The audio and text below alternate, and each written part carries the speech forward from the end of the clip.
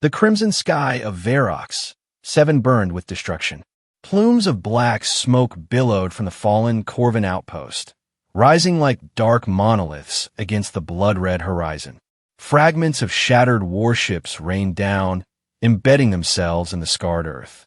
The air tasted of ash and ozone, the unmistakable aftermath of plasma cannons. Commander Riven Caldwell surveyed the battlefield through narrowed eyes. His tactical visor highlighted the last pockets of resistance, but the battle was essentially over. Another victory for humanity. Another step toward ending this seemingly endless war. Alpha Squad, secure the eastern perimeter, he ordered, his voice rough from hours of shouting commands. Beta Squad, sweep for survivors and tech. Standard protocol. Yes, sir. The acknowledgments came through his comm unit as his soldiers moved efficiently through the rubble. Riven pressed his palm against the long scar that ran from his right temple to his jawline, a souvenir from his first encounter with Corvin warriors 5 years ago. 3 squad members had died that day. Good soldiers. Friends. The memory kept his resolve hardened like battle-forged steel. He navigated through the debris alone, stepping over twisted metal and shattered alien technology. The Corvins had fought fiercely, as always. Their warrior tradition demanded nothing less. But humanity's superior numbers and technological advantages had eventually overwhelmed them. A movement caught his eye, subtle but unmistakable. Training kicked in immediately as Riven raised his pulse rifle, its targeting system highlighting a humanoid form half buried beneath collapsed beams. "Don't move," he commanded, finger hovering over the trigger. The figure shifted, and debris tumbled away. Riven's eyes widened slightly as he recognized the distinctive blue-tinged skin and angular features of a female Corvin warrior. Her armor, once pristine, was cracked and scorched. Plasma burns marred her left side, and azure-colored blood seeped from a wound at her temple. What surprised him most was not her survival, but what she did next. The Corvin warrior struggled to her knees, her silver eyes meeting his with an intensity that startled him. There was no hatred there, no defiance. Instead, he saw something he'd never witnessed in a Corvin before: surrender. "Spare me, human," she said in perfect English, her voice melodic despite its weakness. "I'll serve you however you want." Riven remained motionless, fingers still on the trigger. Every instinct honed from years of combat screamed at him to eliminate the threat. Corvins were ruthless fighters who preferred death to defeat. They never surrendered. It violated their strict code of honor. Yet here was one on her knees, pledging service. "This is a trick," he said flatly, not lowering his weapon. "No trick." She coughed, spitting blue blood onto the ground. "My life is yours now, by the ancient rights of my people." Something in her voice, in her unwavering gaze, gave him pause. This violated everything he knew about Corvin behavior. "Commander," Lieutenant Reyes approached from behind, weapon ready. "We've secured the—" She stopped, noticing the kneeling Corvin. "Sir, should I finish her?" Riven hesitated, his mind racing through protocols and possibilities. Taking prisoners was standard procedure for high-ranking enemies who might possess valuable intelligence. But this was different, personal somehow. "No," he found himself saying. "Secure her and bring her to the ship. Full restraints." "But sir—" "That's an order, Lieutenant." His tone left no room for argument. Reyes nodded reluctantly. "Yes, sir." As his soldiers surrounded the Corvin female, binding her hands with energy cuffs, Riven caught her gaze once more. There was relief there, and something else, calculation, hope. He couldn't be sure. The evacuation signal blared across the battlefield. Their mission was complete. Time to withdraw. "Move out," Riven commanded, turning toward the landing zone where their shuttle waited. As they marched through the ruins, the female Corvin walked unresisting between her human captors. Riven felt her eyes on his back the entire time, raising questions he couldn't answer. Why would a Corvin warrior surrender? What did she mean by ancient rights? And most troubling of all, why had he spared her? The SS Frontier hummed with energy as it navigated the void between stars. As one of humanity's premier battle cruisers, it housed over 3,000 personnel, soldiers, technicians, and scientific staff dedicated to the ongoing conflict with the Corvan Empire. Riven stood at the observation deck, staring at the holographic display of their recent engagement. Behind him, the vast expanse of space stretched endlessly, stars like distant beacons in the darkness. The emptiness usually calmed him, but not today. "Commander, the prisoner has been secured in holding cell 7, reported Lieutenant Reyes, standing at attention. "Any resistance?" "None, sir. She's been compliant. Medical has treated her wounds, but they recommend a full biological scan. Standard quarantine protocols are in effect." Riven nodded. "Has she said anything else?" "Nothing of consequence, sir. She keeps asking to see you, though. Says she'll only speak with her master." Reyes couldn't hide her disgust at the term. "I'll interrogate her myself." Riven turned from view. "Maintain surveillance and record everything." "Sir, with all due respect, High Command expects immediate termination of Corvan combatants unless they have strategic value." "Do you believe she does?" The question was valid. Protocol was clear regarding enemy combatants, especially Corvans. Their biology and psychology were well documented as incompatible with standard prisoner procedures. Their fanatic loyalty to their empire made them resistant to interrogation and prone to suicide when captured. "That's what I intend to find out, Lieutenant." Riven's tone ended the conversation. The holding cell was stark. White walls, reinforced transparent barrier, and minimal furnishings. The Corvan female sat perfectly still on the edge of the small cot, her posture straight despite her injuries. Up close, Riven could see the fine patterns etched into her skin, tribal markings that denoted rank and lineage among her people. She rose immediately when he entered, moving with a fluid grace that belied her wounded state. "Commander Riven Caldwell," she said, inclining her head in what appeared to be respect. "What do you know my name?" he demanded. "Your soldiers speak it, and your rank insignia." She gestured to the markings on his uniform. "I observe much." Riven remained expressionless. "What's your name and rank?" "I am Azelia Valkyr, Blade Commander of the 7th Stellar Legion." Her voice carried pride, but no defiance. "Those such titles mean little now. Why did you surrender?" Riven came straight to the point. "Corvans fight to the death. It's part of your code." Azelia's silver eyes studied him intently. "May I approach the barrier?" After a moment's consideration, Riven nodded. She moved closer, just inches from the transparent wall, separating them. "What do you know of Corvan biology, Commander?" "Enough to kill your kind effectively." A smile touched her lips, though it held no humor. "Then you know nothing of importance." She placed her palm against the barrier. "Our species is dying, Commander. Not from your weapons, though they have claimed many, but from within." Riven's eyes narrowed. "Explain." "A virus. It began in our outer colonies 3 solar cycles ago. At first, we thought it was a human biological weapon." "It wasn't," Riven stated flatly. "Despite the brutality of the war, certain lines hadn't been crossed. We know that now. It's something worse, a mutation in our own genetic structure, triggered by something we don't understand." Her voice remained steady, but Riven detected an underlying current of fear. "It affects females primarily, rendering us infertile and gradually destroying our neural pathways. Our scientists estimate total extinction within 5 generations." "And this explains your surrender, how?" Riven asked, skepticism evident. "Our researchers discovered something extraordinary before a lab was destroyed. Certain human genetic markers show resistance to the virus. More specifically, when bonded with Corvan biology, these markers produce a neutralizing effect." Azelia's gaze intensified. "You carry those markers, Commander. I sensed it during our encounter. Our neuroreceptors can detect genetic compatibility." Riven took an involuntary step back. "That's impossible." "Test me. Your medical technology is advanced enough to verify my claims." Her voice grew urgent.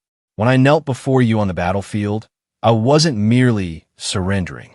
I was initiating the bond, an ancient ritual among my people. When a Corvan warrior kneels and pledges service, it creates a biological connection, particularly strong between compatible individuals. The revelation struck Riven like a physical blow. Her surrender wasn't military.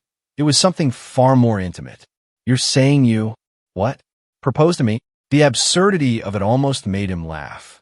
In your terms, yes. But it's more fundamental than your human concept of marriage. The bond is biological, spiritual, and practical, a survival mechanism evolved over millennia. Azelia's expression remained serious. My life energy is now linked to yours. The longer we remain in proximity, the stronger the bond becomes, and the greater chance I have of developing immunity to the virus. Before Riven could respond, the ship's alert system blared. A voice came over the comms. Commander Caldwell to the bridge immediately. Priority Alpha. Riven hesitated, his mind racing with implications. Go, Azelia said softly. I will be here when you return. I have nowhere else to go now. On the bridge, Admiral. Kasser's holographic image hovered above the command table. His weathered face looked even more severe in the blue light of the projection. Commander Caldwell, our intelligence indicates you've taken a Corvin prisoner. The Admiral's voice was cold. Explain this breach of protocol. Riven stood at attention. The prisoner may have valuable intelligence, sir. She surrendered willingly and has made claims about a virus affecting the Corvin population. A virus? Admiral Kasser's eyebrow raised slightly. Could be disinformation. The tactical command recommends immediate termination and autopsy. Riven felt an unexpected surge of protest. With respect, Admiral, I believe a living subject will provide more reliable intelligence. Our medical team is conducting tests to verify her claims. You have 24 hours, Commander. If her information proves worthless, follow standard protocol. The Admiral's tone softened slightly. I understand your curiosity, Riven, but remember what the Corvins did to your squad on Helios 9? What they did to Captain Mercer. The mention of his former commanding officer, tortured and executed by Corvin forces, sent a familiar wave of anger through Riven. I remember, sir. Good. 24 hours. Kasser out. The hologram dissolved, leaving Riven alone with his thoughts. 24 hours to determine if Azelia was telling the truth or if she was executing some elaborate Corvin deception. His contemplation was interrupted by Ensign Hayes, a young soldier with a perpetual scowl when it came to anything Corvin-related. Commander, the alien almost killed Technician Foster. Riven tensed. Explain. Foster was collecting blood samples. The Corvin moved suddenly, and Foster hit his head on the cell barrier. Medical says he has a concussion. Hayes' hand hovered near his sidearm. Permission to enhance security measures on the prisoner, sir? Was it an attack or an accident? Hayes hesitated. Medical can't confirm either way, but then we maintain current protocols. Riven cut him off. I'll speak with medical myself. In the infirmary, Riven found not an injured technician, but the opposite scenario. Technician Foster sat on an examination table while Dr. Eliza Chun attended to a laceration on his forehead. Commander, Dr. Chun acknowledged. I was just about to file my report. What happened? Riven asked directly. Foster looked embarrassed. It was my fault, sir. I was careless with the blood collection. The prisoner actually tried to catch me when I stumbled. This contradicted Hayes' account entirely. She helped you? Yes, sir. And she used some kind of, I don't know, energy transfer? Her hand glowed, and the bleeding stopped almost immediately. Foster touched his forehead. Dr. Chun says I should have needed stitches, but the wound was already sealing when I got here. Dr. Chun nodded confirmation. I've never seen anything like it. The cellular regeneration rate was accelerated beyond anything in our medical records. If the Corvins possess this healing capability, it could explain how they sustained such heavy casualties yet continued fighting. Riven processed this new information. And her claim about a virus? Initial blood work shows anomalies consistent with an aggressive viral infection, Dr. Chin replied, pulling up holographic test results. Her cellular structure is indeed deteriorating, though slowly. And there's something else. She hesitated. Go on. When we placed her blood sample near human tissue, specifically samples from various crew members. Most showed no reaction. But with your sample, Commander, she displayed another hologram showing cellular activity. The deterioration slowed significantly. I can't explain the mechanism, but there appears to be some form of biochemical compatibility. Riven stared at the evidence, remembering Azelia's words. I sensed it during our encounter. Continue testing, he ordered. I want a full report within 12 hours. Yes, Commander. As Riven returned to his quarters, his thoughts were in turmoil. If Azelia was telling the truth, it changed everything about their understanding of the Corvins, and potentially the war itself. He found himself unable to sleep, reviewing mission reports and Corvin cultural briefings until the early hours. Nothing in the official records mentioned this bond, ritual, or genetic compatibility between humans and Corvins. Just before dawn ship time, he made a decision. He would speak with Azelia again, alone. The lights in the holding area dimmed to simulate night, but Azelia remained alert when Riven entered. She stood respectfully, though not subserviently. In the 12 hours since their last conversation, some color had returned to her blue-tinged skin. Your medical officer is skilled, she said, noting his observation. The treatments have helped. Dr. Chun says you should be much worse, given the viral load in your system, Riven replied, disabling the recording devices with his command override. Whatever they discussed now would be off the record. Being near you helps, Azelia said simply. The bond, even incomplete, provides stability. Riven crossed his arms.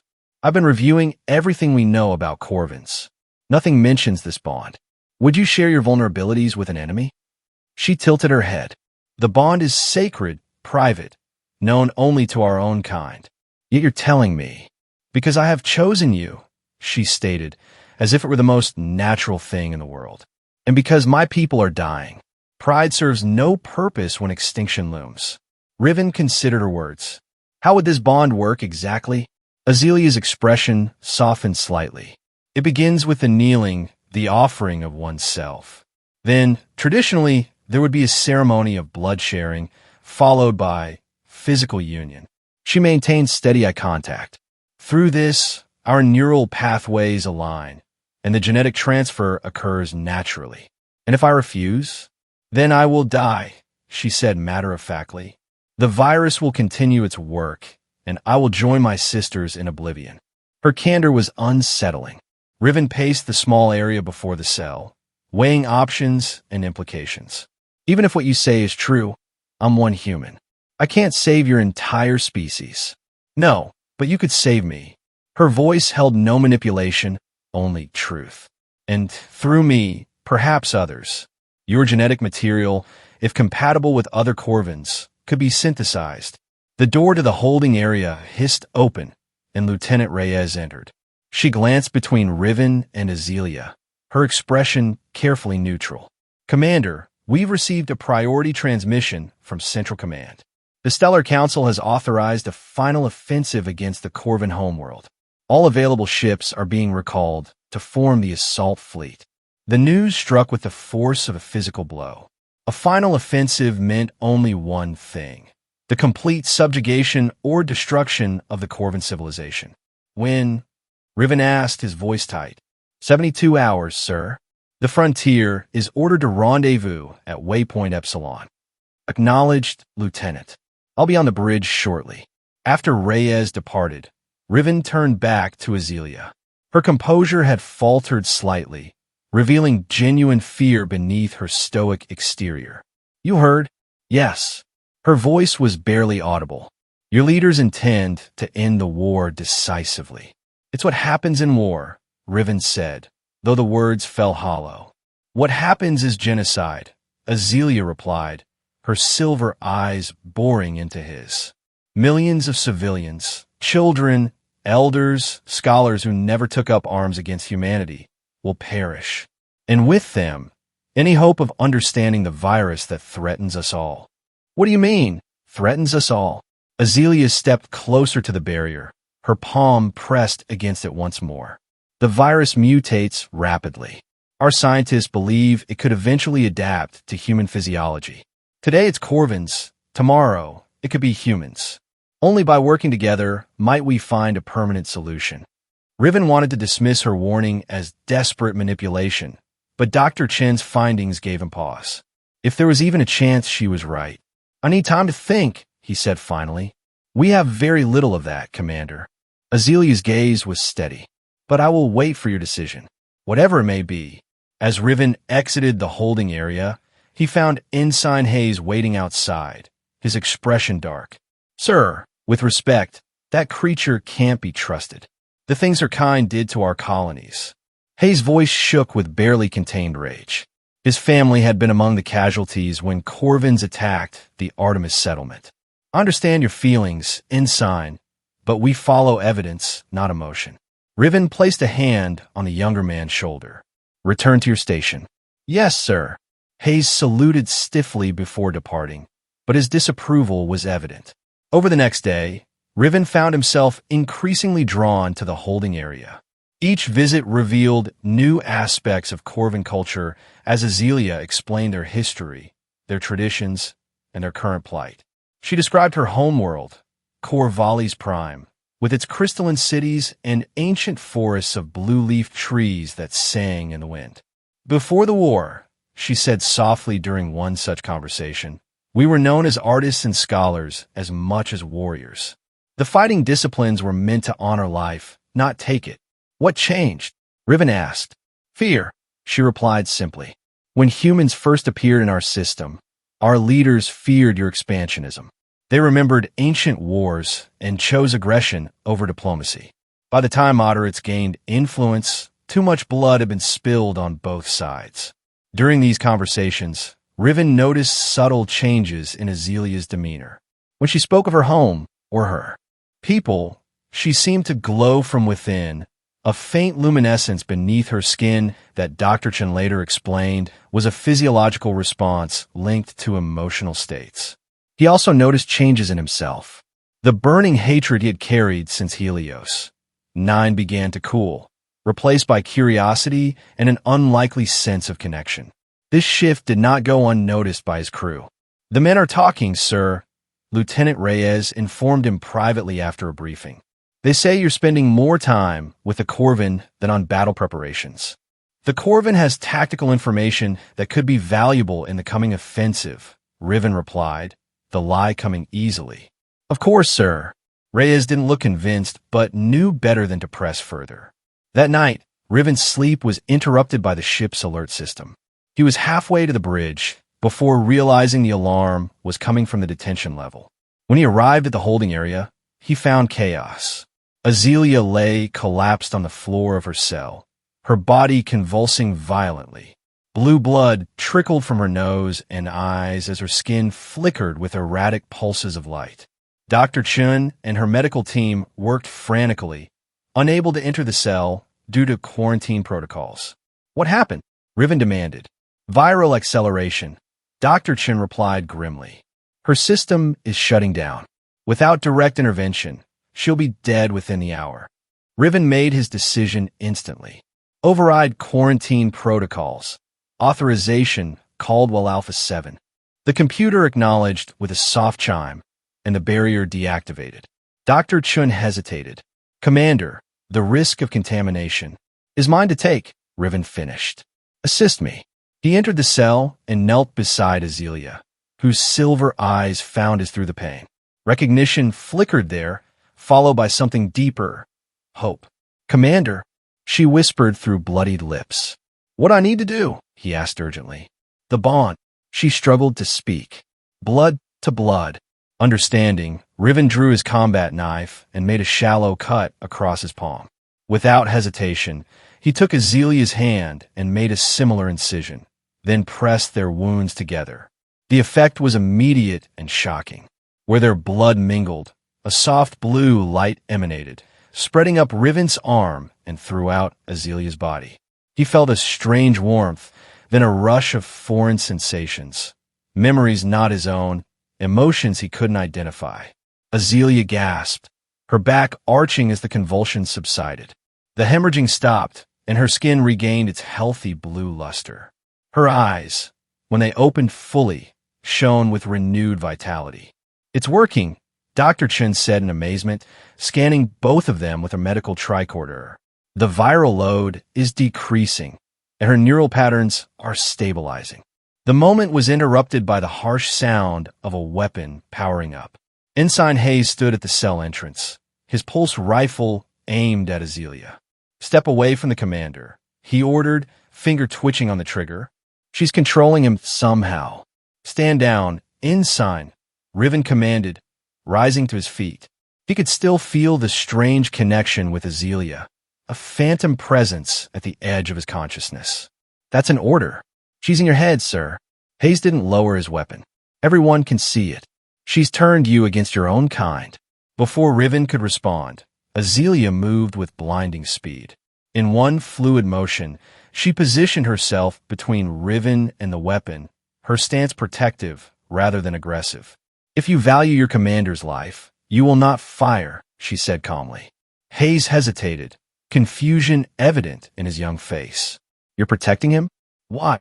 "Because we are bonded now," Azealia replied simply. "His life is my life. His safety my duty." Security personnel arrived moments later, defusing the situation. Hayes was escorted away for disciplinary action, though Riven made a mental note to be lenient. The young man's reaction, while inappropriate, was understandable. In the aftermath, Dr. Chun continued her scans of both Riven and Azealia. "The genetic transfer is remarkable," she reported. "Your cells are communicating on a level I've never seen before.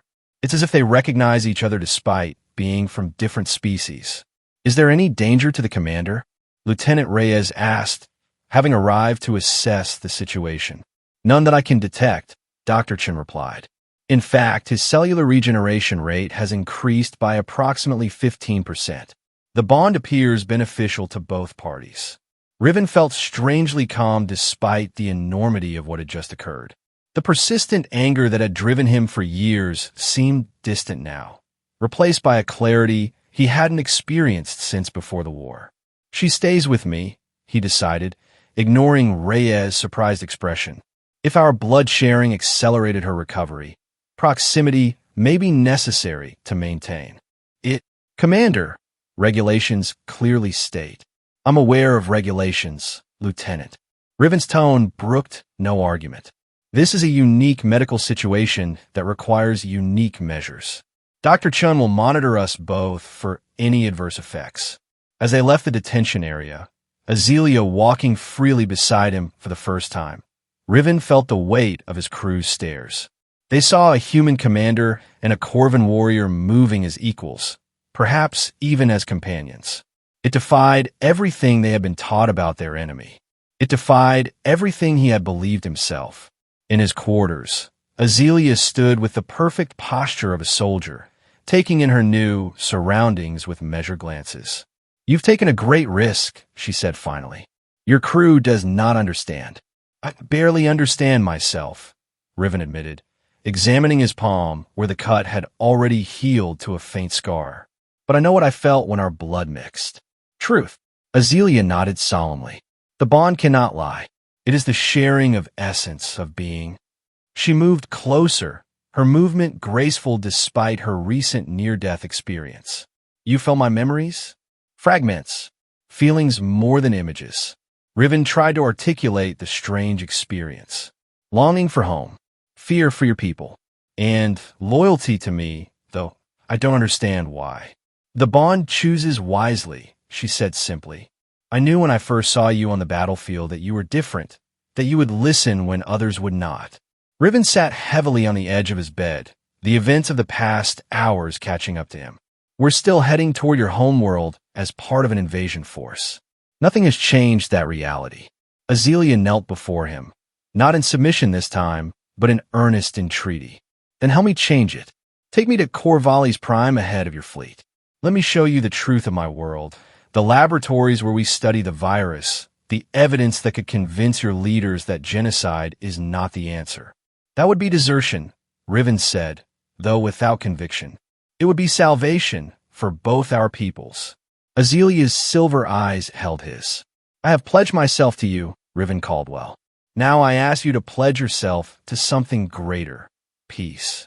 The use of his first name, so intimate and unexpected, broke through his final reserves. In that moment, Riven knew his path had irrevocably changed.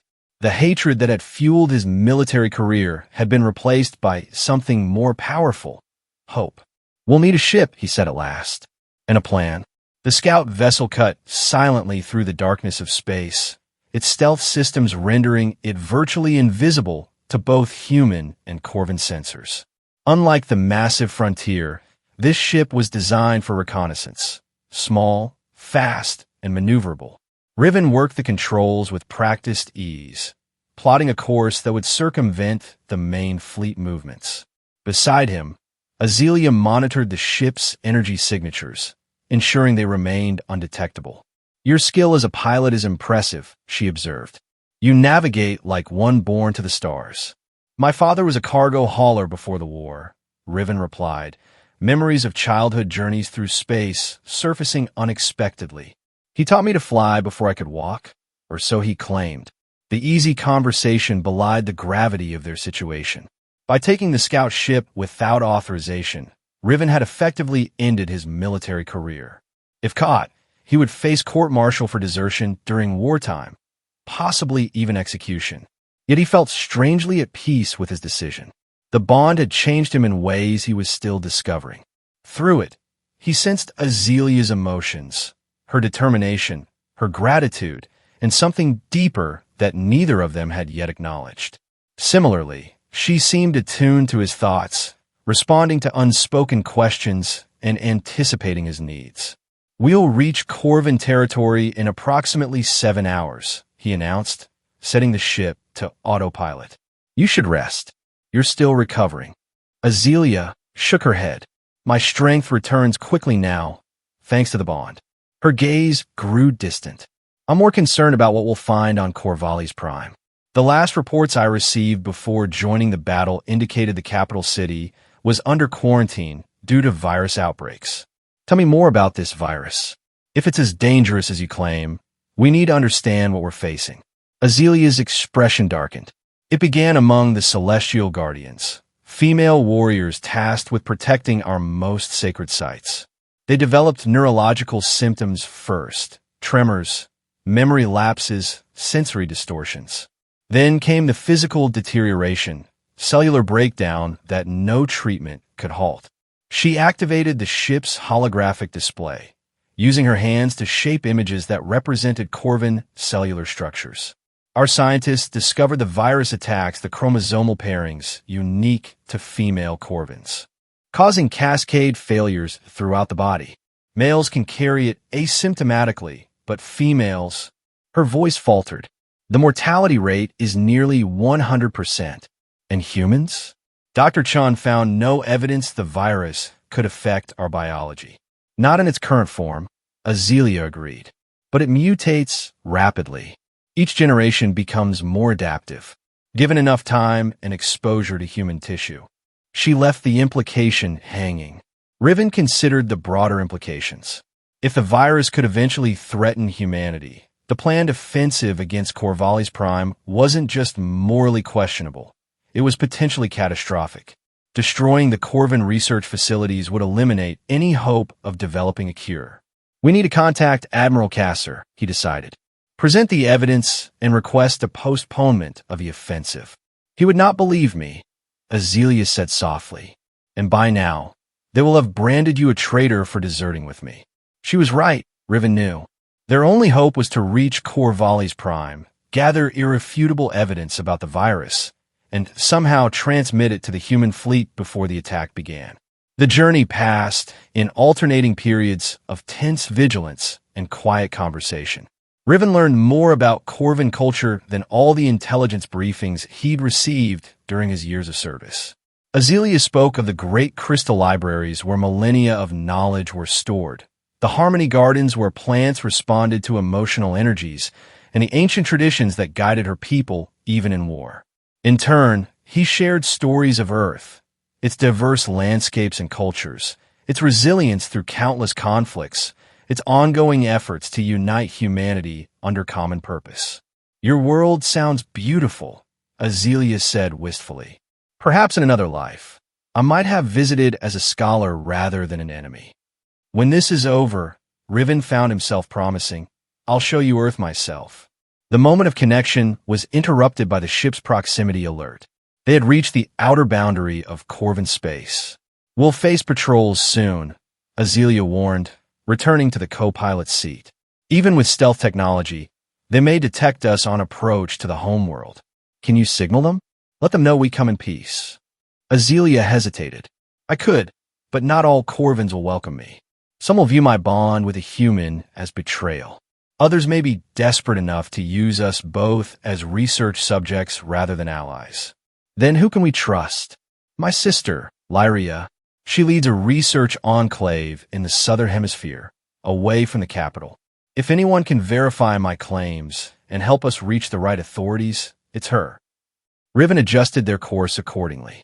Southern hemisphere it is. As they approached Corvallis Prime, the true devastation of the virus became apparent. Orbital monitoring stations drifted unmanned, their systems dark. The once bustling shipyards orbiting the planet's larger moon stood empty, abandoned mid-construction. No defense grid, Riven noted with professional assessment. No patrol vessels. Your military presence is practically non-existent. They've fallen, Azelia whispered, pain evident in her voice. More quickly than I feared. The planet itself came into view, a breathtaking sphere of deep blues and purples, with land masses of dark violet interspersed with crystalline formations visible even from orbit. But the beauty was marred by massive dark zones where cities should have gleamed.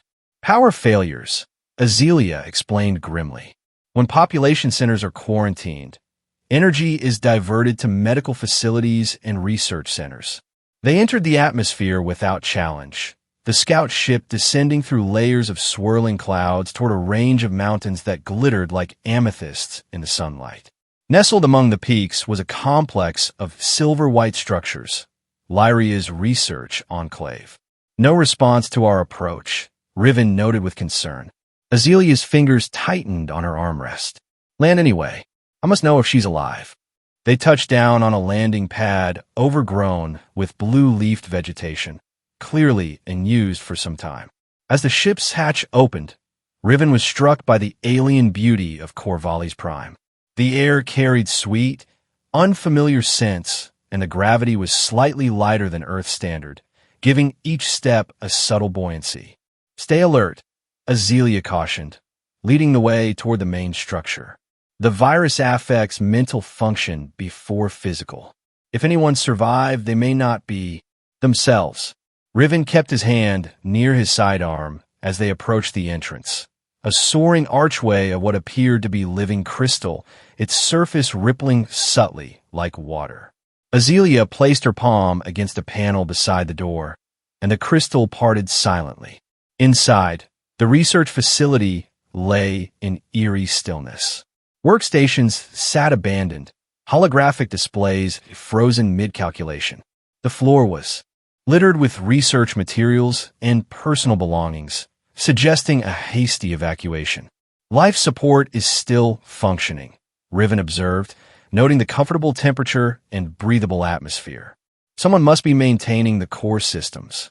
Azelia moved with increasing urgency through the corridors, calling out occasionally in a musical Corvin language. Each unanswered call heightened the tension in her posture. They reached what appeared to be a central laboratory, a circular chamber filled with advanced medical equipment and large stasis pods arranged like spokes of a wheel. Most pods stood empty, their transparent covers open, but 3 remained occupied, their inhabitants floating in a luminescent blue fluid. Azelia rushed to the nearest pod, her hand trembling as she wiped condensation from its surface. A female Corvin lay within, her features strikingly similar to Azelia's, but with more elaborate facial markings. Her eyes were closed, her expression peaceful. Lyria, Azelia whispered, her voice breaking. She's alive. Riven examined the pod's monitoring system, interpreting the alien data as best he could. Vital signs are stable, but weak. Some kind of induced coma. Stasis hibernation. Azealia confirmed, moving to check the other occupied pods. A last resort when treatment fails. It slows the progression of the virus, but it's not a cure. Her eyes glistened with unshed tears. She must have placed herself in stasis after the others. After there was no one left to help, Riven placed a hand on her shoulder, feeling her grief echo through their bond. "Can we wake her?" Before Azealia could answer, a low humming sound filled the chamber. Panels in the floor slid open, and hovering robotic sentries emerged, spherical devices bristling with what Riven recognized as weapons. "Intruder alert," announced a synthetic voice in the Corvan language, then switching to English. "Human presence detected. Security protocol engaged." The sentries surrounded them, weapons charging. Riven reached for his sidearm, but Azealia moved first, stepping forward with arms outstretched. "Override security protocol," she commanded. "Authorization. Valkyr inheritance. Blood of Lyria." The sentries paused, scanners sweeping over her. A tense moment passed before they responded. Genetic confirmation accepted. Azealia Valkyr identified. The weapons powered down, but the sentries remained vigilant. "Warning. Human companion represents level 1 biological threat. Override threat assessment," Azealia countered. "The human is bonded and carries immunity factors. Designate as ally." Another pause, longer this time. Finally, override accepted. Limited access granted to human companion. As the sentries retreated to their storage compartments, Riven released the breath he'd been holding. "Friendly welcome. The facility's AI is still functioning," Azealia explained, moving to a central console. "That's a good sign. It may have preserved Lyria's research." Her fingers danced across the holographic interface, bringing the laboratory systems fully online. The room hummed with renewed energy as dormant equipment awakened. "Here," she said finally, as a three-dimensional model of what appeared to be a viral structure materialized above the console. Lyria's final work before stasis. The model rotated slowly, its complex molecular arrangement shifting and adapting as they watched. Even to Riven's untrained eye, there was something unsettling about its behavior, predatory, almost intelligent in its mutations. "This is the virus?" he asked, studying the ever-changing structure. "Yes," Azealia confirmed grimly. "And it's worse than I feared. These adaptation patterns." She manipulated the display, accelerating the simulation. "It's evolving specifically to overcome Corvan immune responses. Each generation becomes more resistant to treatment." "Could have been engineered?" Riven asked the question that had been nagging at him since hearing about the virus. "A weapon that got out of control." Azelia's expression darkened. Lyria suspected as much. According to her notes, the viral structure contained synthetic components not found in nature. She continued accessing files, her movements becoming more urgent. "There's more." She traced the origin to a military research facility in the northern continent, the Vault of Ascension. "Your government was developing biological weapons?" "Not my government," Azealia clarified, her voice tight with anger. "A faction within our military, led by General Soccer, Supreme Commander of Corvan forces." She displayed an image of a male Corvan with battle-scarred features and cold, calculating eyes. "Soccer believes in Corvan supremacy at any cost.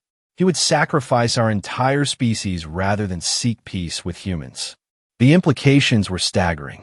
If Soccer released this virus deliberately, then he's a traitor to all Corvans, Azealia finished, her silver eyes flashing with righteous fury.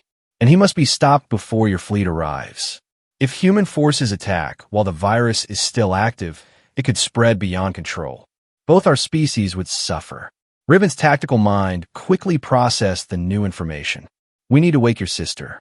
She's our best chance of convincing both sides to stand down." Azealia hesitated, her gaze returning to Lyria's peaceful form within the stasis pod. "The revival process is dangerous. Without a stabilizing agent for the virus, she might only survive hours once awakened." "The bond," Riven suggested, understanding flashing between them through their connection. If my blood helped you, could it help her? Theoretically, yes. But the bond is intimate, sacred. Azalea's eyes met his, conflicted. It would mean sharing what we have. Riven felt a surprising surge of possessiveness, followed immediately by shame at such a selfish response when lives hung in the balance. If it will save her, we have to try. Azalea studied him for a moment, then nodded. You are worthy of my choice, Riven Caldwell. She turned to the stasis pod's controls. Prepare yourself. Awakening takes approximately 20 minutes. Once she's conscious, we'll need to act quickly. As the revival sequence initiated, Riven explored the laboratory, gathering equipment Azalea indicated might be useful. The bond allowed them to work with remarkable efficiency, anticipating each other's needs without constant communication. While they worked, Azalea explained more about the Vault of Ascension. It was originally a sacred site, a place where our ancestors stored knowledge too dangerous for common access. Over centuries, it became a military research facility. If Soccer has taken control there, he likely has fail-safes in place. Some way to ensure the virus spreads if he's threatened. A doomsday protocol, Riven translated grimly. We'll need more than just the three of us to stop him. Perhaps not. Azalea's expression turned thoughtful. Before the virus reached critical levels, Lyria mentioned a resistance forming within the military. Officers who opposed Soccer's extremism. If any survived, the stasis pod emitted a soft chime, interrupting their planning. The blue fluid within began to drain as Lyria's vital signs strengthened. Azalea moved to her sister's side, watching anxiously as the pod's cover retracted.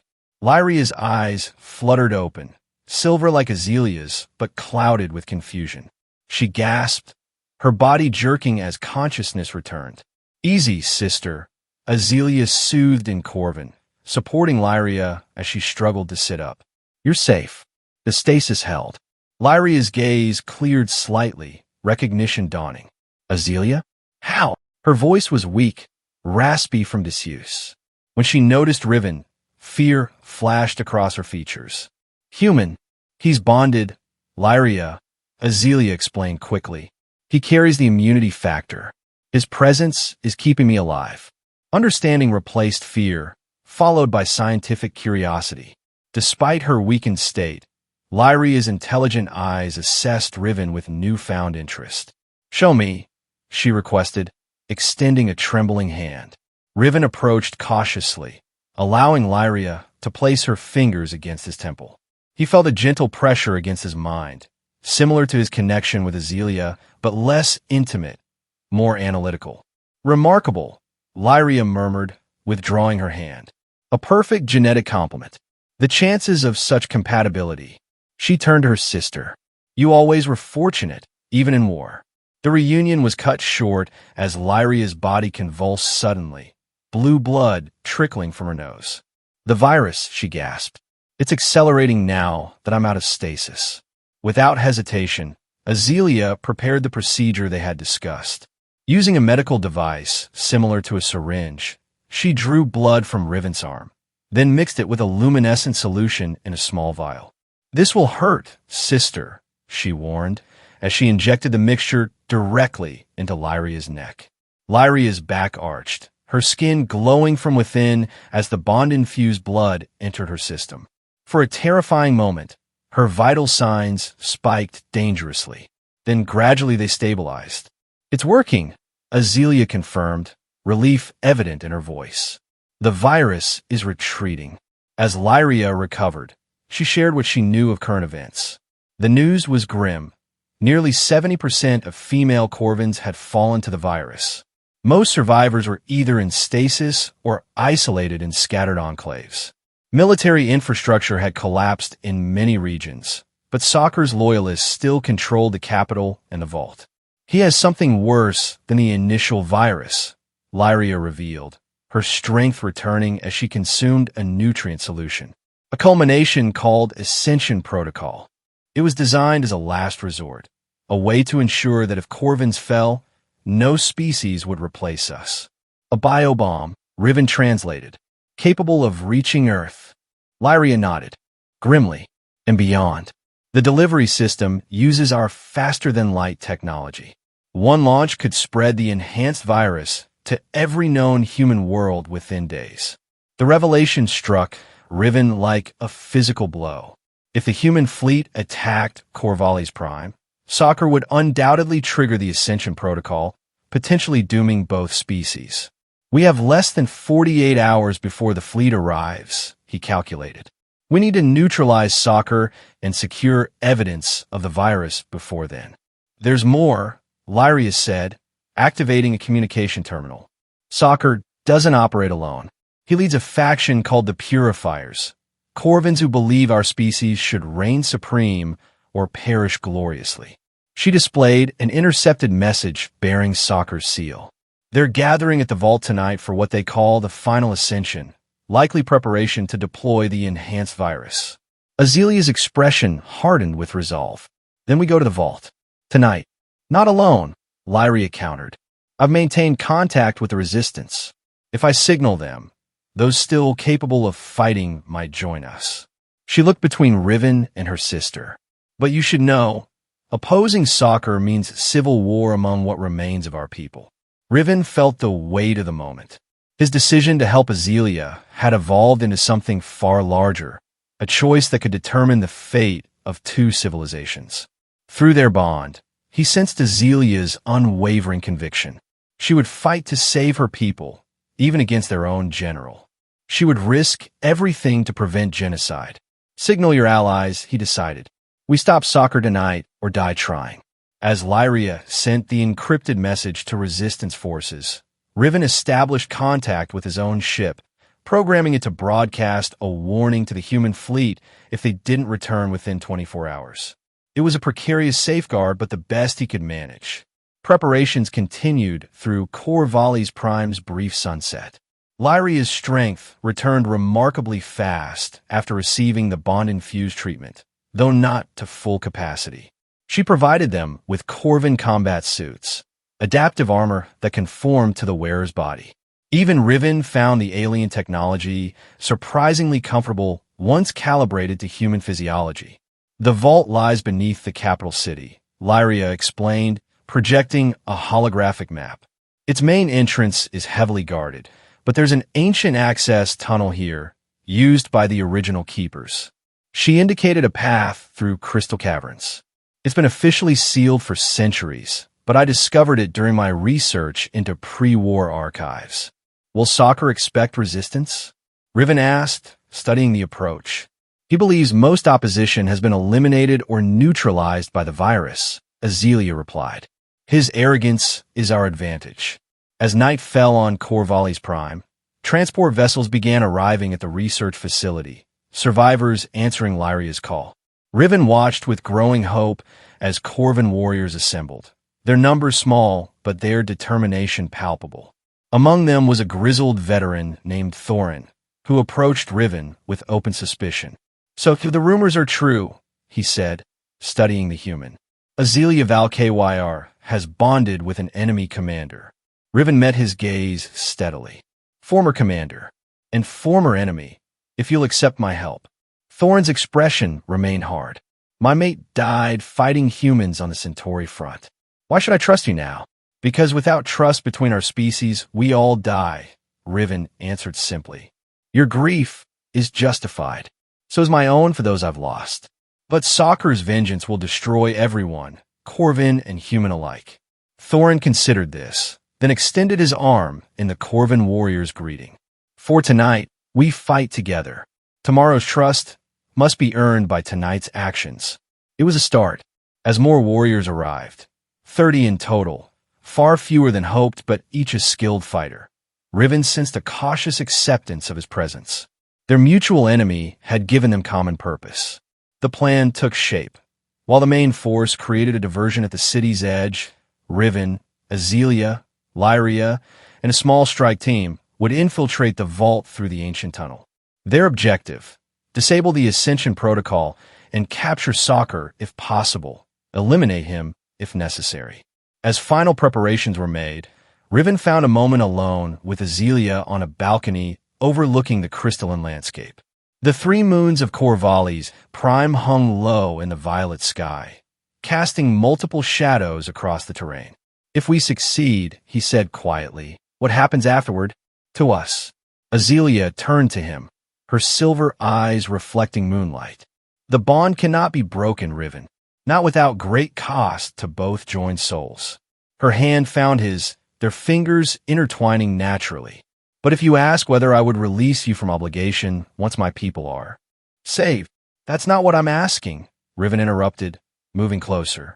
I want to know if this connection between us ends with the mission, or if it's the beginning of something more. Understanding dawned in her expression. You feel it too, then? Beyond the biological bond. Instead of answering with words, Riven drew her closer, one hand gently tracing the markings on her face. Through their connection, he let her feel everything he couldn't articulate.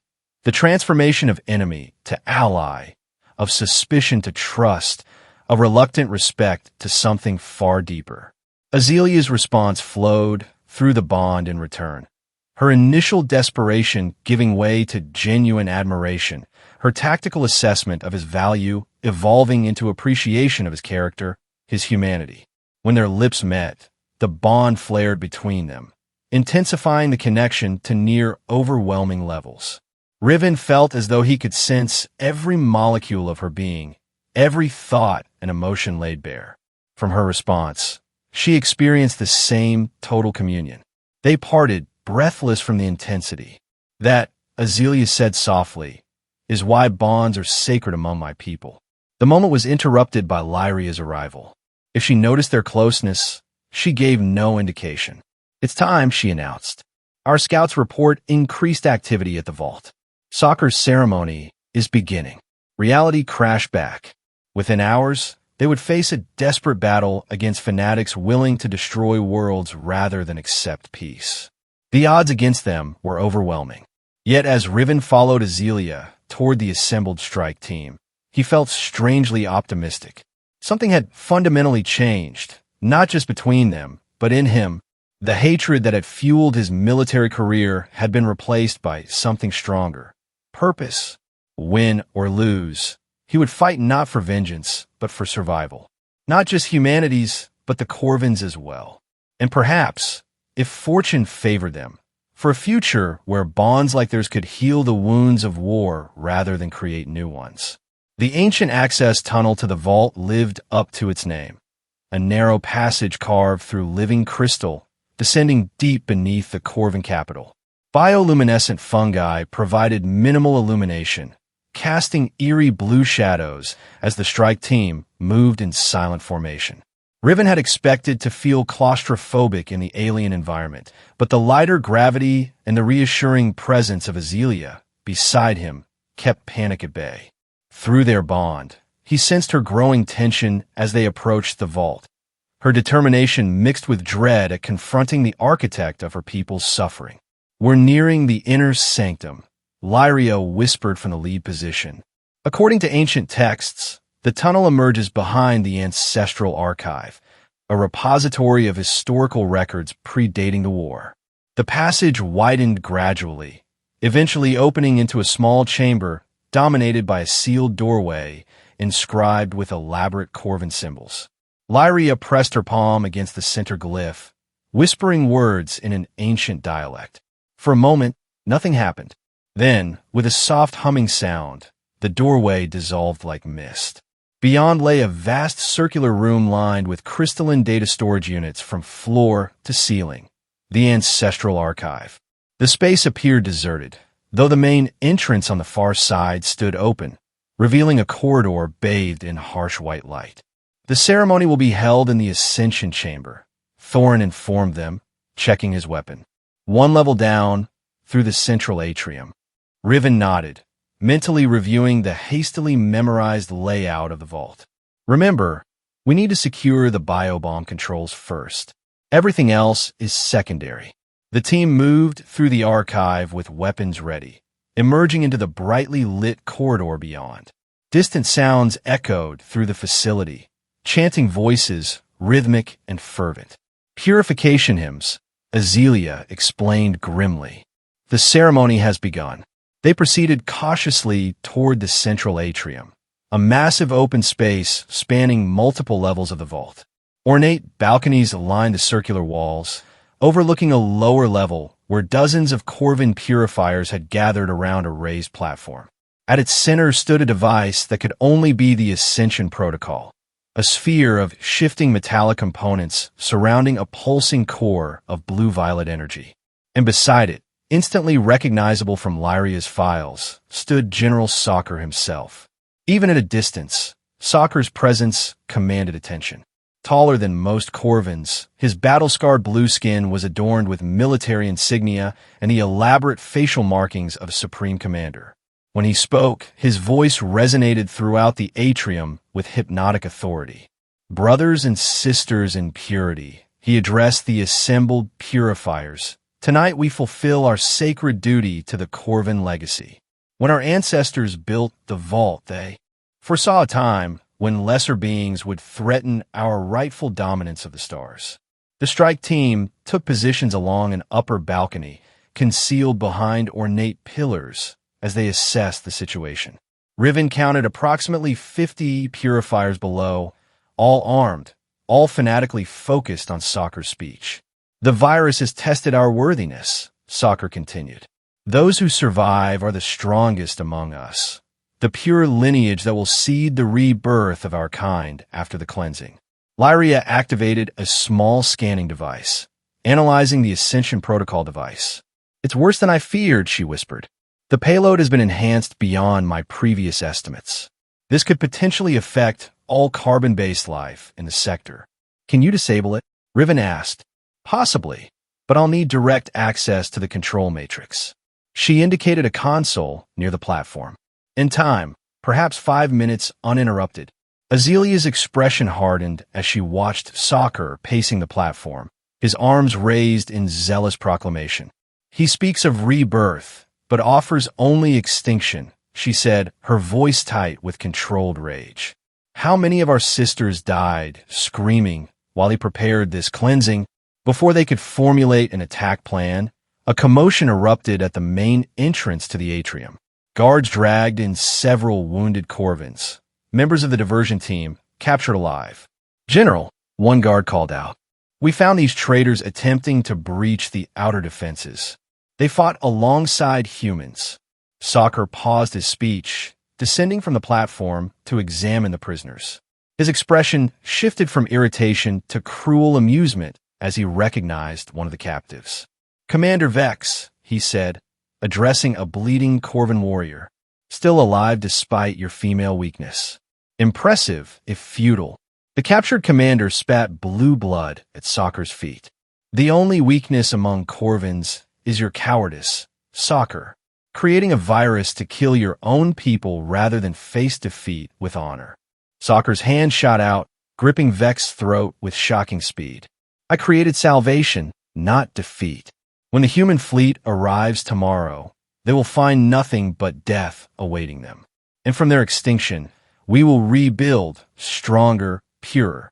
From their hidden position, Riven felt Azelia tense beside him. Through their bond flowed a surge of protective fury at the sight of her comrade's mistreatment. He placed a restraining hand on her arm, silently urging patience. Below, Soccer released Vex, turning back to his followers. Let these traitors witness our triumph before their execution. The Ascension Protocol activates within the hour, and with it, the future of the Corvin race is secured. The assembled purifiers erupted in zealous cheers. Soccer returned to the platform, initiating a sequence on the device's control panel. The core's pulsing intensified, bathing the atrium in fluctuating blue-violet light. We need to move now, Riven decided, surveying their options. The diversion team bought us this chance. We can't waste it. Lyria nodded in agreement. I'll need cover to reach the control matrix. I'll handle Soccer, Azelia stated, her tone leaving no room for debate. Thorin and the remaining strike team members positioned themselves strategically around the balcony, weapons ready. On your signal, Commander, Thorin said to Riven, the title offered with new respect. Riven drew his pulse rifle, calibrating it to Corvin physiology, stunning rather than lethal, were possible. He met Azelia's eyes one final time, volumes passing between them through their bond. No words were necessary. Their purpose was unified, their resolve absolute. He gave the signal, 3 quick hand gestures that initiated the assault. The strike team opened fire simultaneously, their energy weapons cutting through the ceremonial atmosphere with devastating precision. Several purifiers fell immediately, while others scrambled for cover and returned fire. In the ensuing chaos, Riven and Azelia descended rapidly to the lower level, using the architectural features of the atrium for cover. Lyria moved more cautiously behind them, her focus on reaching the control console. Soccer reacted with the speed of a veteran warrior, drawing his ceremonial blade, a weapon that hummed with energy as it activated. "Traitors!" he roared, his voice cutting through the din of battle. "Protect the protocol." Guards surrounded the platform as purifiers engaged the strike team throughout the atrium. The captive resistance members seized the opportunity, fighting their bonds and grappling with their distracted captors. Riven and Azelia moved as one, their bond allowing for perfect coordination as they cut a path toward the platform.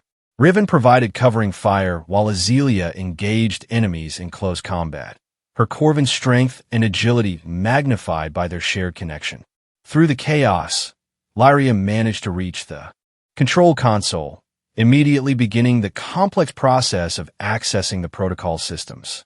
"I need time," she shouted above the firefight. "Keep them off me." Soccer spotted their approach, his expression contorting with rage when he recognized Azelia. "The Valkyr heir," he snarled. "I thought the virus had claimed you with the other weaklings." "The virus claimed only those you betrayed, Soccer," Azelia replied, advancing toward the platform. "Your strength comes from murdering your own people."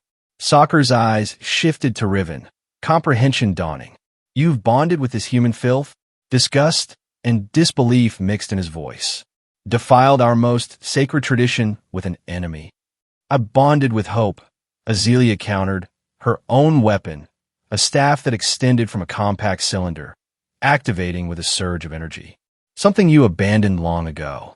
With a roar of outrage, Soccer leaped from the platform, his blade arcing toward Azelia with lethal intent. She parried the strike, the clash of energy weapons sending sparks cascading around them. Riven moved to assist, but found his path blocked by 2 purifier guards. He engaged them efficiently, his military training supplemented by instinctive knowledge of Corvin fighting techniques flowing through the bond. Across the atrium, the battle raged with increasing intensity. The strike team, though outnumbered, fought with the determination of those who knew the stakes. Thorin led a group that had liberated the captured resistance members, bolstering their forces. At the control console, Lyria worked feverishly, her fingers dancing across holographic interfaces as she penetrated the protocol's security measures. "It's accelerating," she called out. Soccer must have triggered a countdown when the attack began. Riven dispatched the last guard blocking his path, turning to see Azelia locked in fierce combat with Soccer. The general fought with the skill of centuries, each strike calculated to kill. Azelia matched him move for move, but Riven could feel through their bond that she was tiring, the recent virus recovery and the strain of combat taking their toll. "Lyria," he shouted, "how much more time do you need?" 3 minutes, she responded, not looking up from her work. "But we don't have 3 minutes. The protocol is destabilizing." The core of the device pulsed more rapidly now, the blue-violet energy beginning to emit tendrils that reached toward the ceiling. Warning klaxons blared throughout the vault. Soccer laughed maniacally as he drove Azelia back with a vicious combination of strikes. "You're too late. The cleansing has begun." He delivered a powerful kick that sent Azelia stumbling backward. "When the core reaches critical mass, the virus will be released. Nothing can stop it now." Riven rushed to Azelia's side, helping her regain her footing. Through their bond, he felt her determination undiminished despite her physical pain. "Together," she said simply, and he understood. They moved as one entity, attacking Soccer from opposite sides. The general was formidable, but against their synchronized assault, Riven's tactical precision complementing Azelia's Corvin fighting style. Even he struggled to maintain his defense. A pattern emerged in Soccer's technique, a momentary vulnerability after certain combinations. Through the bond, Riven communicated the observation without words. Azelia responded by purposely triggering that combination, creating the opening they needed. Riven exploited it instantly, landing a stunning blow to Soccer's midsection. As the general staggered, Azelia swept his legs, sending him crashing to the ground. His energy blade skittered across the floor. "Surrender, Soccer," Azelia demanded, her staff poised at his throat. "Help us stop the protocol." Soccer's laughter turned to a wheezing cough, blue blood speckling his lips. "You think I fear death? I embraced it when I first released the virus. My body already carries the final strain, the perfect version that will eradicate all who lack Corvin purity." He glared at Riven with undiluted hatred. "Including your human pet." "Riven," Lyria's urgent call drew their attention. "I've accessed the core, but I can't shut it down remotely. The failsafes require direct interface with pure Corvin genetics, Soccer's specifically." The implications were clear. Soccer had ensured that only he could deactivate the protocol, a final insurance against interference. "Force him," Thorin suggested grimly, approaching with a captured weapon trained on Soccer. Soccer's expression turned smug. "My genetic signature must be freely given, consciously. Torture me if you wish, it changes nothing. In 2 minutes, the core reaches critical mass. The ascension will not be denied." The protocol device pulsed faster, the energy tendrils growing more numerous, more aggressive. The atrium began to shake as power surged through the vault's ancient systems. Riven's mind raced, searching for options. Through the bond, he sensed Azelia doing the same, her thoughts intertwining with his in desperate calculation. A solution crystallized, terrible, but possibly their only chance. "The bond," he said, meeting Azelia's eyes. "If my blood stabilized the virus in you, and Lyria." Understanding dawned in her expression, followed by horror. "No, the concentration required, it would kill you. What choice do we have?" Riven gestured to the increasingly unstable core. "Millions will die Unterweis." Before she could protest further, Riven turned to Lyria. "The virus responds to the bond, correct? What if we introduced bonded blood directly into the core? Could it neutralize the viral payload?" Lyria's eyes widened. "Theoretically, yes, the same principles apply. But the amount needed for a device this size." She left the implication hanging. "How much?" Riven pressed. "All of it," she answered softly. "A complete transfusion." Azelia moved between Riven and the device. "Then it will be my blood, not his." "No." Riven gently moved her aside. "Your people need you to rebuild, to create peace." Through their bond, he let her feel his resolve, his acceptance. "This is why I'm here, Azelia. Why we found each other." Soccer watched their exchange with contempt. "Sacrifice yourself if you wish, human. It won't matter. The protocol is beyond your primitive understanding." Ignoring the fallen general, Riven approached the core.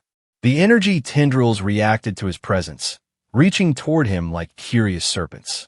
"Riven, please," Azelia's voice broke as she followed him. "There must be another way. Sometimes there isn't." He turned to face her one last time, committing her features to memory. "But what we started won't end with me. The bond will continue in those you've helped, Lyria, the others who receive the treatment. My genetics will live on in your people, creating immunity." The core's pulsing reached a fever pitch, the countdown in its final seconds. "How do I do this?" Riven asked Lyria. "The central chamber." She indicated an opening in the device's housing. "It will draw what it needs."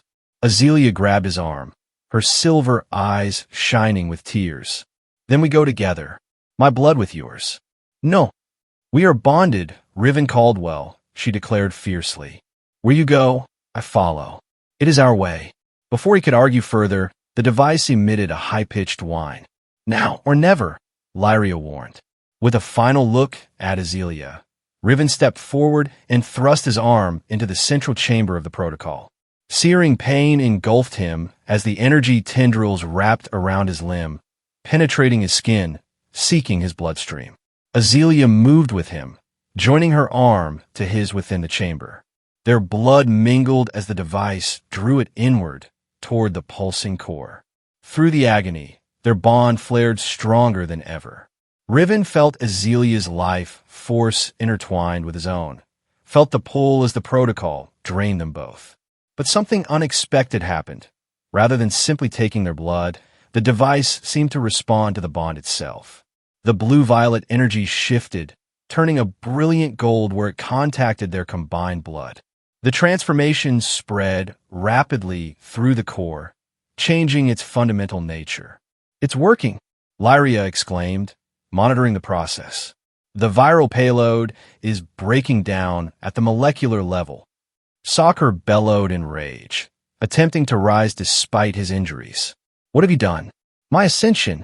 Thorin and several warriors restrained him, forcing him back to his knees as the protocol continued its transformation. Throughout the atrium, the remaining purifiers threw down their weapons, watching in disbelief as their salvation turned to defeat.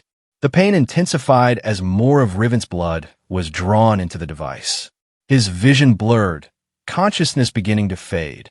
Through their bond, he felt Azelia's life force supporting his own, her strength flowing into him even as she weakened herself. "Stay with me."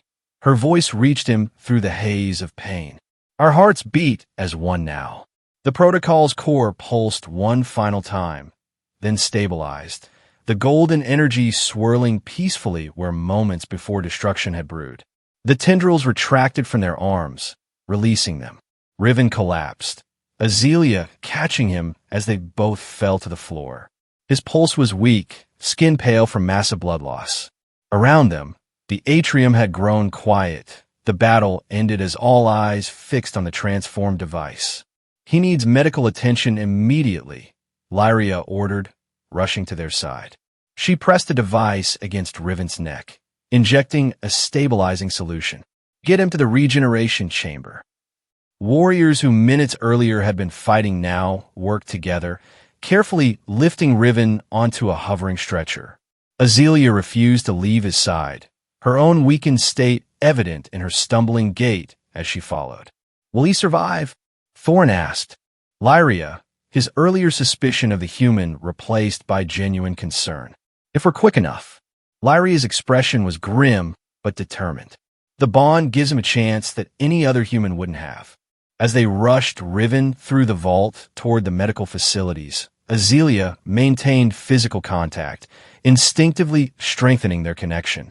Through it, she could feel his life force, diminished but still present, a flickering flame she refused to let extinguish. "Don't leave me," she whispered, both aloud and through their bond. "We've only just begun." Riven's consciousness floated in darkness, anchored only by the thread of their connection. Distant memories surfaced, his childhood on Earth, his first space flight, the friends lost in battle. Intermingled with these were flashes of Azelia's memories, her training as a warrior, her sister's laughter, the horror of watching the virus claim her colleagues. Their pasts, once separate, now flowed together like converging rivers. In the regeneration chamber, a marvel of Corvin medical technology, Riven's body floated in a healing solution similar to the stasis pods. Lyria worked frantically, administering treatments designed for Corvin physiology but modified based on her analysis of the bond. "His system is accepting the regenerative factors," she reported after several tense hours. "The bond is facilitating cellular reconstruction that should be impossible for a human." Azealia, herself recovering in an adjacent chamber, reached out through their connection. "Fight, Riven. Return to me." Days passed in a blur of medical procedures and anxious waiting. Word spread throughout Corvallis, prime of the events at the vault, of the human who had sacrificed himself to save Corvins, of the bond that had transformed a weapon of extinction into hope for recovery. Soccer faced justice from his own people, imprisoned in the same stasis technology he had perverted for destruction. His remaining purifiers surrendered, many expressing shame at their complicity once the full extent of his deception was revealed. More importantly, using samples of Riven's blood and the knowledge gained from the transformed protocol, Lyria and other Corvin scientists began developing a treatment for the virus.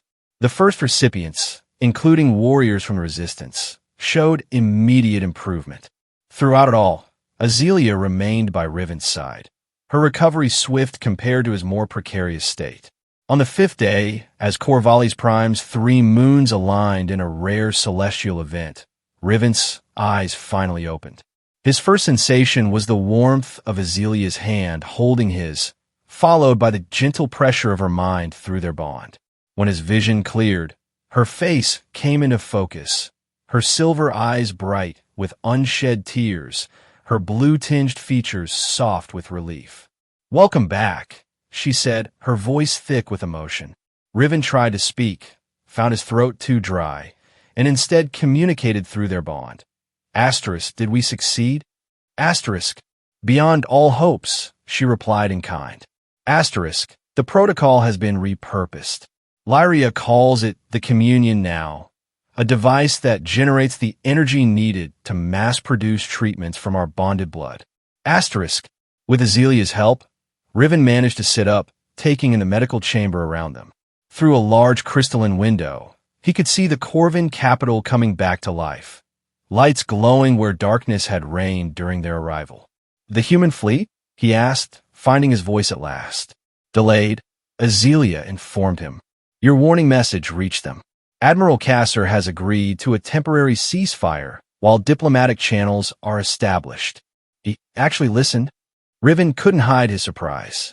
"Evidence tends to compel belief," came Lyria's voice as she entered the chamber, "especially when that evidence includes a functional cure for a cross-species virus and testimonials from formerly hostile Corvins."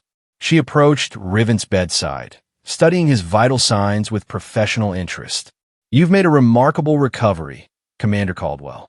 Any other human would have died instantly when the protocol drew your blood.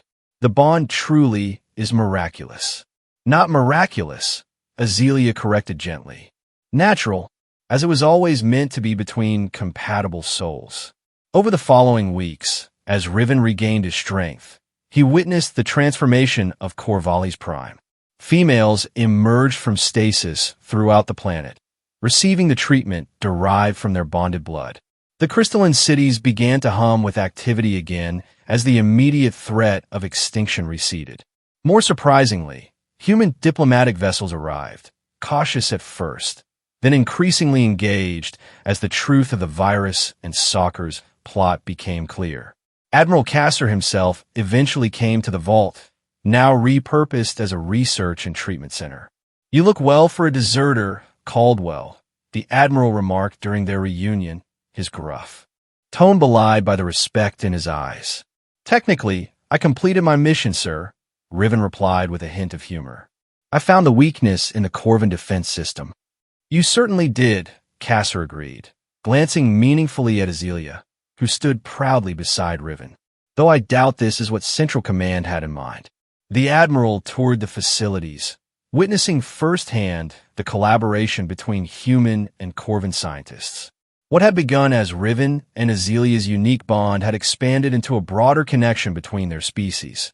Tentative still, marked by lingering suspicions on both sides, but growing stronger each day. "There will be resistance," Kasser warned during a private moment with Riven. "Hardliners on both sides who'd rather continue fighting than admit we might be stronger together. Then we'll face them together," Riven stated with quiet confidence. "The virus taught us that much. Our survival is intertwined, whether we choose to acknowledge it or not." On the day the official peace accords were signed, a preliminary agreement that would evolve over years into a more comprehensive alliance, Riven and Azealia stood on the balcony of what had once been Lyria's research facility, now expanded into the first joint human-Corvin medical center. Below them stretched the resurgent landscape of Corvallis Prime. In the distance, the spires of the capital glittered in the sunlight. Human ships moved freely in the sky alongside Corvan vessels, not in combat, but in cooperation. Did you ever imagine this? Riven asked, his arm around Azelia's waist, their bond thrumming with contentment. Not in my darkest moments, she admitted, leaning into his embrace. When I knelt before you on that battlefield, I hoped only for personal survival, a chance to save a handful of my people. And instead, you saved 2 civilizations. Riven's voice carried his pride in her accomplishment. Azelia turned to face him fully, her silver eyes reflecting the sunlight. We saved them, Riven Caldwell. Together. The distinction was important. What had begun as desperation, a warrior on her knees pleading, "Spare me, human, I'll serve you however you want," had evolved into something neither could have predicted. Equality, partnership, love that transcended biology even as it was facilitated by it. What happens now? He asked, though he already knew her answer through their ever-strengthening bond. Now we build, Azelia replied, gesturing toward the horizon where a monument was taking shape, a crystalline structure depicting a human and Corvan hand clasped together. We heal. We remember what hatred nearly cost us, and we cherish what cooperation has given us. She placed her palm against his chest, feeling his heartbeat in perfect synchronization with her own, a harmony established by the bond but maintained by choice. And we continue to serve each other, Riven Caldwell, she added softly, not as master and servant, but as 2 who are stronger together than apart. As the twin sons of Corvallis Prime began their descent, painting the sky in hues of violet and gold, Riven and Azelia stood as living symbols of what had once seemed impossible. Enemies transformed into the foundation of peace, a warrior's surrender becoming the catalyst for salvation. Beyond them, throughout the recovering cities and healing populations of Corvans, other bonds were forming, tentative connections between compatible individuals who might never have met were it not for the crisis that had brought them together. Each new bond strengthened the cure's effectiveness, accelerating the species' recovery. And on distant Earth, humans were beginning to understand the remarkable genetic compatibility that existed between certain individuals of both species, a compatibility that, rather than threatening their differences, enhanced their unique strengths. What had begun with a single warrior dropping to her knees was becoming a universe-altering alliance, built one bond at a time. It began with desperation, Azelia murmured, as if reading his thoughts through their connection. But it continues with hope. Riven drew her closer, their silhouettes merging against the setting suns. A hope worth fighting for. Worth living for, she corrected, her silver eyes shining with promise for the future they would build together. A future neither could have imagined when they stood as enemies on a battlefield that now felt lifetimes away. In that moment, as the first stars appeared in the deepening twilight, the Corvan warrior and the human commander stood not as representatives of their species, but simply as 2 beings who had discovered the most powerful force in any universe. The capacity to see beyond differences, to forge connections where division once ruled, and to transform surrender into the first step toward a victory greater than either could have achieved alone. The end.